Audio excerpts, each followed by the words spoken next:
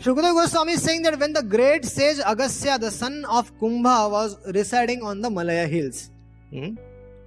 Now, King Indradumna was also on Malaya hills, and Shukadeva Goswami is saying that Agastya Rishi also used to stay on Malaya hills. Same.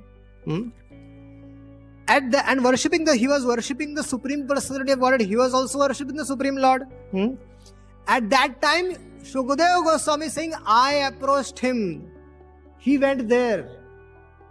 Shukadeva Goswami went to Malaya hills, and and Agastya Rishi explained to him the history of Ajamil at that time.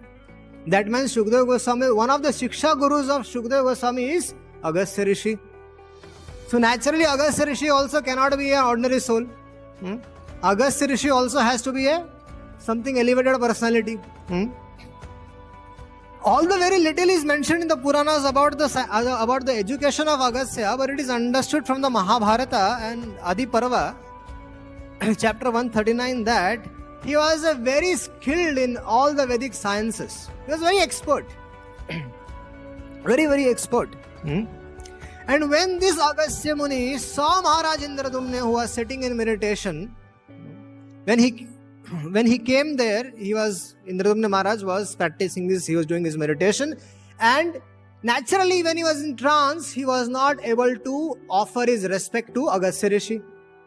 So in one sense, there was no fault. Indradumna Maharaj was not disrespecting Agastya Rishi. If Indradumna Maharaj could have been an external consciousness, certainly while seeing a personality like Agastya Rishi, who will not stand up? But this was not the situation. The situation was that Agastya Muni he arrived there, and Indradumna Maharaj's eyes were closed. No, Indradumna Maharaj, he was Indradumna Vanachari. His eyes were closed and he was doing his tapasya. He was meditating on the Lord. Agastya Muni then spoke a curse against the king Indradumna. And he said that your behavior is not gentle, you are very low and very uneducated. You are insulted me. Now here Agastya Muni is speaking, and Indradumna Maharaj is still in trance. He was not even able to understand what is happening externally. Was Agastya Muni cursing or not cursing? He was not able to understand. He even did not know where Agastya Rishi was there. And he therefore entered the kingdom of darkness and received that you will become a dump like an elephant. He cursed him. Now, Agastya Muni thought that it was wise. It was wise for him to curse this person because he did not offer respect to the Brahmana. So he cursed him to become an elephant. Okay. Actually, Agastya Muni bestowed causeless mercy on Indradumna Maharaj. It was his causeless mercy. Because the curse was indirectly a benediction. Actually, it was a curse from external vision. But if you see internally, it was a big benediction for Indradumna. Why it was a big benediction? Because he was being transferred to a different species of life where he was going to get a direct contact with the Supreme Personality of Godhead. So it was a benediction. It might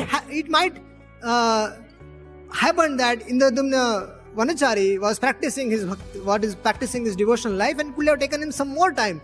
But here, by the mercy of Agastya Rishi, immediately he was promoted. I will say promoted instead of demotion, promoted to a species of elephant. And he was fortunate that he got association of Supreme Lord himself. Now, when the curse was uttered, what was Indradumna's reaction? Now we have to understand that scenario also. How did he take it? How did he take the curse? Indradumneopi rajarshi drishtim tada upadharayan apanna konjarim yonim atma smritim vinashinam harya archayam anubhavena yad gajatve api anusmritihi. Now after Agastya Muni left, some of the associates of Indradumna Vanachari, or he might have told him, nearby people have told him that Agastya Rishi came and he cursed you. At that time, now he was a devotee, and because he was a devotee, he accepted Agastya Rishi's curse as a welcome, understanding that it was a desire of the Supreme Personality of Godhead. Therefore, although how can it be understood that it was a desire of the Supreme Personality of Godhead? Because when he took the birth of an elephant, he was able to remember his past life. Mattaha smritir jnanapahamcha. Without the mercy of the Lord, no one can remember anything, and without the mercy of with the Lord's mercy, everyone and anybody can forget anything. So we have to understand this point, that the Lord's sanction was there and the Lord was with him, and by the will of the Lord only this thing has happened. And so in Gajendra, when he was in Nrisimha Maharaj was in the body of Gajendra, he was able to remember that prayer of Gajendra. Similar thing happened with Maharaj Bharat. When Maharaj Bharat became a deer, in the body of a deer he was able to remember his past life, that he was the emperor of the whole world. And because of that reason, in the body of the deer, he went back again to that same ashram where the rishis were practicing Krishna consciousness. There he went and he gave up his body there. Then he came as Jad Bharat. So the Lord's sanction and the Lord's hand has to be there. And here it was the will of the Supreme Lord. That's why Gajendra was able to remember his past life.